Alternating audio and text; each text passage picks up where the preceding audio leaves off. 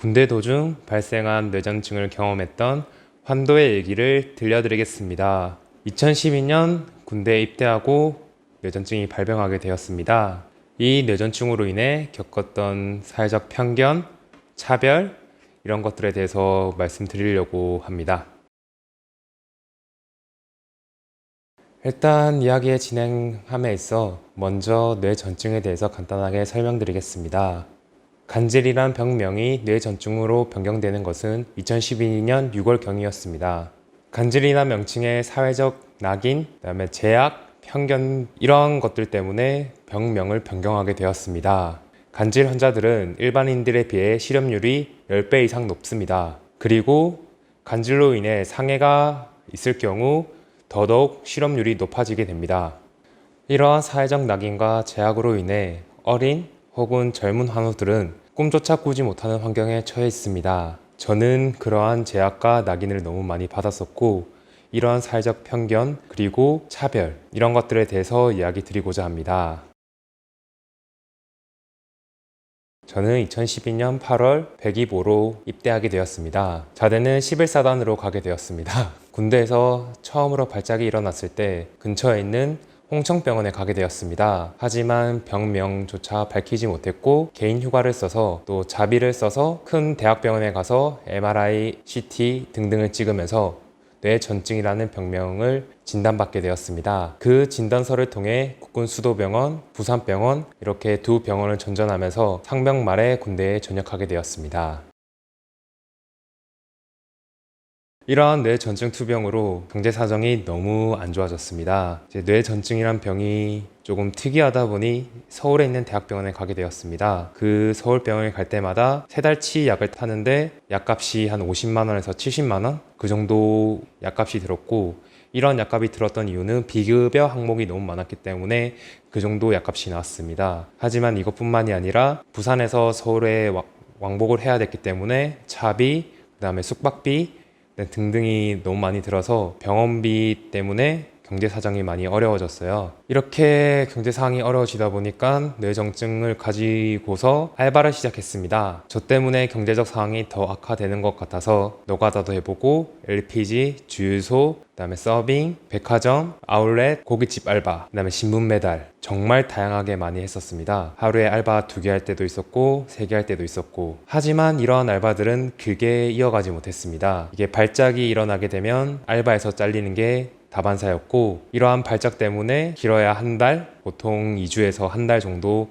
알바를 돌아가면서 여러 군데 하게 되었습니다. 이렇게 장기적으로 일을 할 수 없게 되어서 일용직을 알아보게 되었고 노가다, 택배상하차 이런 부분들을 좀 하게 되었습니다. 이게 몸이 안 좋았고 이제 발작이 일어나다 보니 어깨 근육이 완전 파열되었고 그다음 그걸로 인한 수술로 하였지만 경제적 상황이 너무 힘들어서 노가다도 했고 택배 상하차도 해야만 했습니다. 병원비를 벌기 위해서는 이악 물고 일을 했어야 됐어요. 병원비를 지원받을 수 있는 방법이 없었기 때문이죠.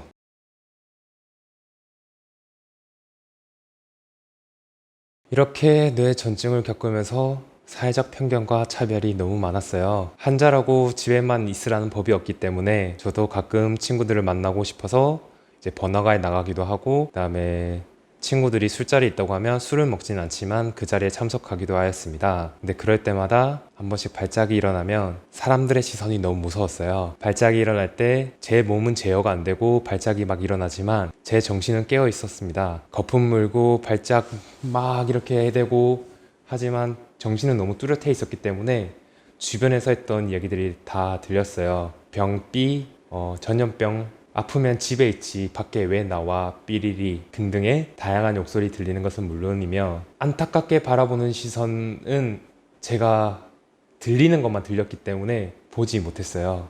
물론 그렇게 욕설하시는 분들도 욕설하시지 않는 분들도 있을 거고 안타깝게 바라보시면서 좀 어떻게 도와야 되나라고 생각하시는 분들도 있을 텐데 제가 들리는 것만 이제 들리다 보니까 좀 그때 당시에는 좀 많이 힘들었어요. 밖에 나갈 때마다 언제 발작할지 모르니까 계속 스트레스를 받았고 이제 밖에 나가서 한 3개월 만에 밖에 나가서 친구들이랑 어울려서 오랜만에 커피도 마시고 이야기도 하고 같이 어울려 노는데 발작이 일어나면 그러한 욕설이라든지 차별, 편견 등등이 있어서 너무 무서웠습니다. 하지만 더 무서웠던 것은 뇌전증 환자는 자신의 병명을 주변에 알려야 됩니다.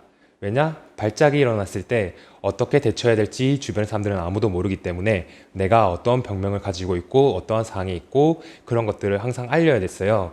알리는 것뿐만이 아니라 지갑에는 저는 뇌전증을 앓고 있고요. 주로 다니는 병원은 서울의 뭐뭐 대학병원, 그 다음에 부산에서는 어느 병원 이렇게까지 넣고 그 다음에 가족 연락처까지 다 적어서 항상 지갑 안에 들고 다녔습니다. 그래서 이제 그 구급대원 분들이 오시면 항상 제 지갑을 보고 그걸 보고 이제 주변에 연락을 하시거나 아니면 병원에 이제 찾아가서 연락을 해서 제가 발작이 일어났을 때 응급실에 들어가면 가족들이 찾아오고 그랬습니다. 정말 119 구급대원 분들한테 너무 감사해요. 진짜 발작이 너무 이렇게 막 해서 힘이 그때는 장난 아니게 세집니다. 이게 무의식적으로 발작을 하는 거기 때문에 힘이 정말 강한데 구급대원 분들께서 인상 한번 안 찌푸리고 저를 이제 묶어서 이제 응급실에 데려가 주시고 아니면 끝까지 발작이 일어날 때 손으로 잡아 주시고 지금 생각해보면 진짜 정말 구급대원분들한테 너무 감사드려요. 그분들이 없었다면 제가 응급조치를 받지 못했을 거고 병원에도 가지 못했을 거며 잘못하다가 발작 때문에 뇌에 산소가 부족해지면 정말 큰일 날 수가 있거든요. 그러다가 발작이 너무 길어지면 여기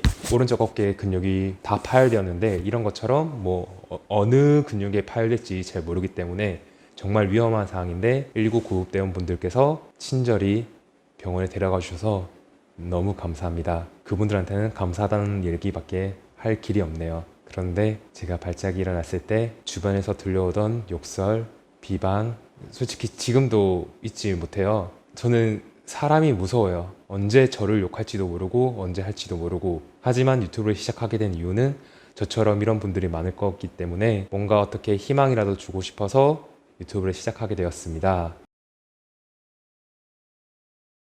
이러한 뇌전증을 겪으면서 정말 극복하고 싶었어요. 그리고 주변의 사회적 편견, 차별 이런 것들도 극복하고 싶었고요. 저도 일반 사람들과 다르지 않다는 것을 보여주고 싶었습니다. 남들처럼 대학교 다니면서 친구들이랑 어울리고 그다음에 친구들과 같이 커피도 마시고 술도 마시고 그다음에 재밌게 놀고 이런 것들이 너무 그리웠어요. 뇌전증을 앓을 때는 밖이 무서워서 사람들의 시선이 무서워서 처음에 몇 번 나갔지만 그러한 시선들 때문에 밖에 나가지 못하게 되었어요.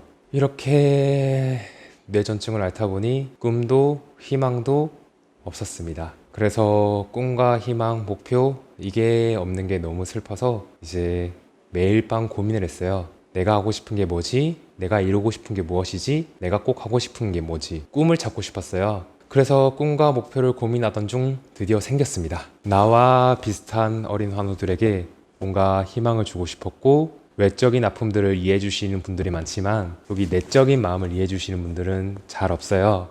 왜냐?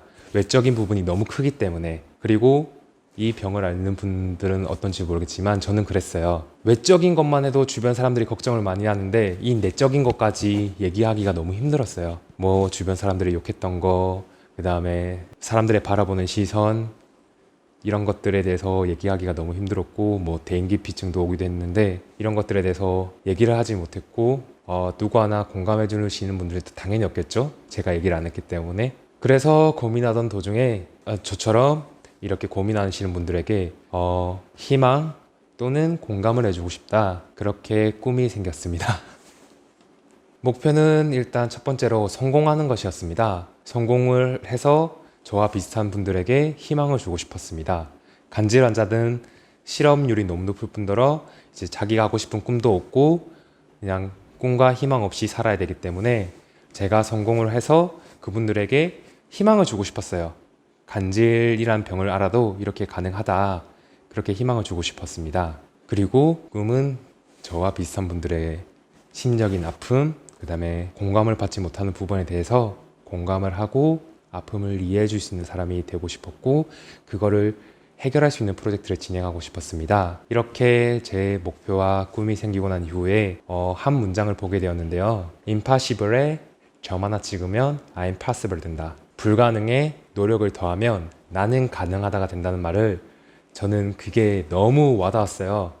와닿은 게 아니라 그렇게 되고 싶었어요. 노력을 하면 불가능한 상황에서도 가능한 상황을 만들 수 있는 이 문장을 실현시키고 싶었어요. 그래서 꿈과 목표를 이루기 위해서 그 뒤로 열심히 노력하게 되었습니다. 세상에는 수많은 사회적 편견과 차별 등이 많습니다. 저는 그 차별과 편견을 많이 겪었었고요. 특히 이 간질환 병은 특히 사회적 편견, 차별이 있을 수밖에 없습니다. 저는 취업을 하고 싶어서 이제 어느 정도 치료가 되고 난 이후에 이제 많은 강연을 찾아다녔고 거기서 이제 대표님들, 특히 IT 대표님들이 있을 때 그 강연이 끝나고 찾아가서 물어봤습니다.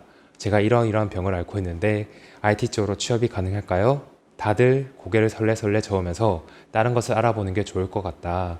IT 쪽은 야근도 많을 뿐더러 야근을 하지 않는 회사라 하더라도 이게 머리를 많이 써야 되기 때문에 머리 쪽에 문제가 올 수 있다. 그래서 너는 IT 쪽이 아니라 다른 곳을 알아보는 게 어떻겠느냐라는 얘기를 많이 들었습니다. 이런 사회적 편견, 차별 너무 많았었고요. 그걸 극복해서 저와 비슷한 사람들에게 희망을 주고 싶습니다. 저는 그래서 노력과 도전을 통해서 그분들에게 희망과 뭔가 도움을 줄 수 있는 프로젝트를 전달하고 싶어요. 앞으로도 제가 하는 도전 그리고 노력들 잘 지켜봐 주시기 바랍니다. 환도TV의 환도였습니다.